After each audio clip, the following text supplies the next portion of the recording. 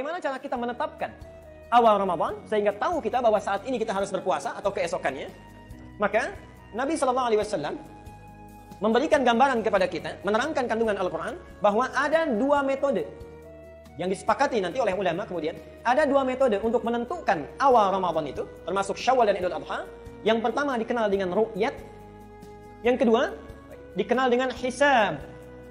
Jadi antara ru'yat dengan hisab, Qurannya sama. Quran surat 10 ayat 5. Adakah dalilnya dari hadis Nabi sehingga mendukung tentang ini, pernyataan Quran ini? Ada.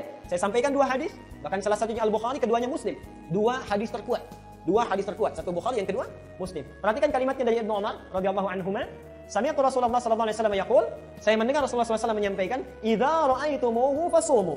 Kalau kalian mampu melihatnya, maka puasalah. Jadi kalau kita bisa melihat hilal itu, menetapkan awalnya, silakan puasa.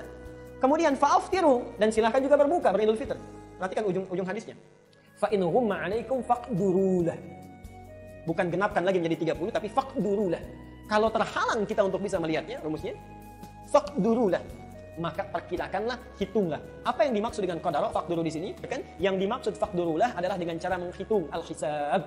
Jelas sampai sini? Baik. Andai balik ke lagu lama, dibenturkan antara ormas dengan negara, ikut mana? Saya pribadi menyarankan istafti qalbak wa in aftakal muftun. Ikutlah apa yang engkau yakini benar menurut engkau, walaupun 1000 orang berfatwa memberikan fatwa kepadamu. Fatwa yang dikeluarkan oleh Muhammadiyah benar, fatwa yang dikeluarkan oleh Majelis Ulama Indonesia benar. Titik. Persimpangannya di mana? Penetapan pada angka minimal. MUI, NU menetapkan angka 2 derajat. Jika 2 derajat, maka dia dapat dikatakan hilal.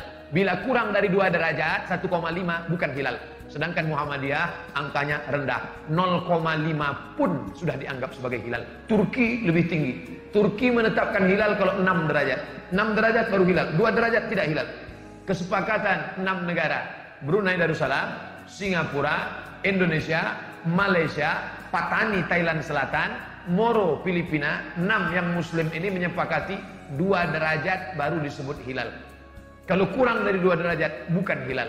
Tapi Muhammadiyah dia katakan 0,5 pun kalau sudah itu hilal, maka dia adalah hilal, maka boleh. Di situ letak persimpangannya. Maka bagi adik-adik yang bapak-bapak yang ikut Muhammadiyah itu ijtihad, maka dia ikut itu tidak. Ustaz sendiri ikut mana? Saya komisi fatwa Majelis Ulama Indonesia Provinsi Riau, maka saya ikut hasil sidang komisi fatwa. Kalau komisi fatwa mengatakan berdasarkan penampakan 2 derajat besok puasa, maka saya ikut itu. Tapi kalau Muhammadiyah mengundang saya khutbah, saya nggak mau ikut. Karena kalau saya ikut undangan Muhammadiyah, ikut nanti saya bisa khutbah 2 kali. Hari ini saya khutbah di Muhammadiyah, besok saya khutbah sebagai komisi fatwa MUI. Nah, itu perlu juga disampaikan bagi jamaah yang menyampaikan khutbah. Ikuti salah satu, jangan ikut dua-duanya. Ya, jadi saya katakan metode hisab hanya membantu tetapi tidak menentukan, karena yang menjadi patokan adalah terlihatnya hilal, bukan adanya hilal. Bisa jadi menurut hitungan hilal ada tapi nggak mungkin terlihat. Contoh, seorang menghitung hilal cuma 1 derajat di atas cakrawala. Ada nggak hilalnya? Secara hitungan ada atau tidak? Ada. Mungkin dilihat, nggak mungkin terlihat. Nah, terus kita puasa atau tidak?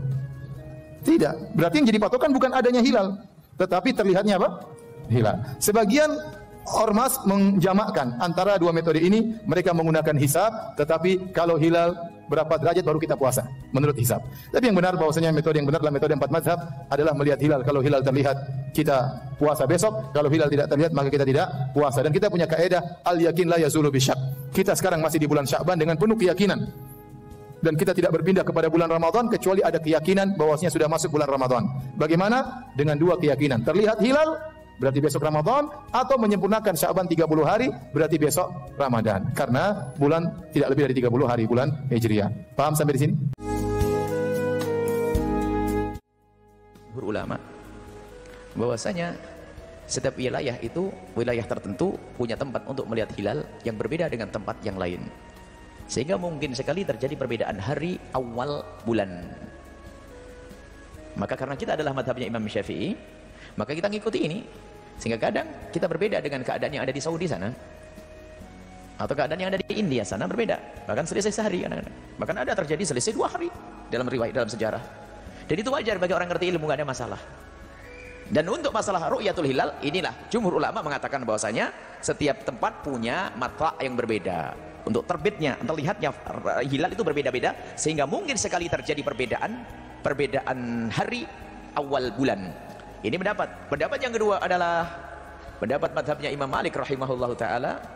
Pendapat madhab Imam Malik rahimahullah ta'ala bahwasanya selagi sudah dilihat hilal di satu tempat, di tempat yang mengiringinya boleh mengikutinya. Jadi sebetulnya hal ini adalah hal yang ringan saja. Tidak ada masalah tiba-tiba ada orang Indonesia ikut negeri yang lain ya. Ikut negeri yang lain ya nggak apa-apa. Cuman aneh kamu madhabnya Imam Syafi'i kok ikut madhab yang lain. Jadi boleh secara pribadi. Tapi kalau harus dikomandokan tidak. Kemudian nanti permasalahannya ini adalah ada bab lagi. Bolehkah hisab dijadikan sandaran? Bolehkah hisab dijadikan sandaran untuk menetapkan awal bulan? Ini juga khilaf di antara para ulama. Sehingga antara hisab khilaf, antara keseragaman tanggal 1 adalah khilaf. Kalau sudah ini masalah khilaf, maka serahkan kepada pemerintah. Dikatakan bahasanya apa? Hukmul hakim yarfa'ul khilaf. Kalau sudah seorang pemerintah mengambil satu keputusan dari pendapat-pendapat yang berbeda, itu wajib dipatuhi. Kalau seandainya negara kita mengambil satu keputusan ikut ru'yah yang bukan ada di Indonesia, berarti ikut madhab lain, maka kita wajib mengikuti, biarpun saya Syafi'i. Kenapa? Hukmul hakim. Maka jangan sampai kita itu sok pamer ilmu lalu kita membuat keresahan di masyarakat ini. Jadi ini adalah masalah khilaf di antara ulama. Maka semestinya hendaknya kita ini nunggu apa yang dikatakan pemerintah. Sebab pemerintah nggak ada kepentingan ini, nggak ada gara-gara ru'yatul hilal jadi presiden itu nggak ada sudah.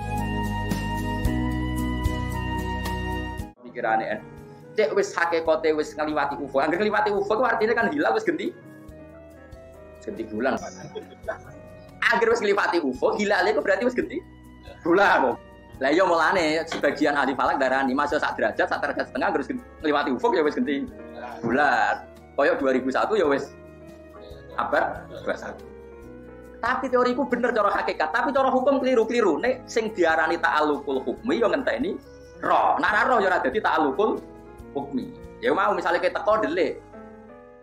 Ya ora iso diarani mungkin wajib mulia wong roh. Paham kalau Mas?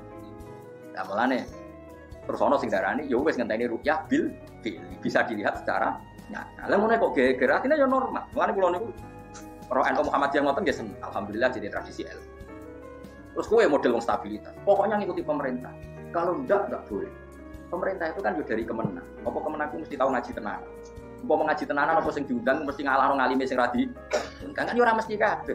Ya sudah secara tradisi ulama khilaf itu mungkin. Tapi kita atas nama stabilitas negara enggak apa-apa ikut negara. Selama ini kalau ikut negara. Mergo yo males ae. Males mikir maksud. Ribet.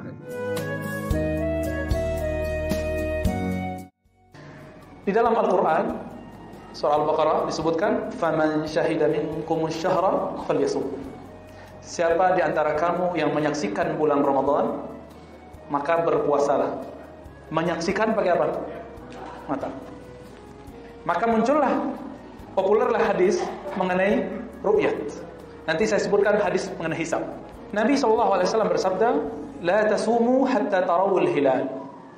Jangan kamu puasa, hadis ini Sahih Bukhari, ada juga di Muslim. Jangan kamu puasa sampai melihat hilal.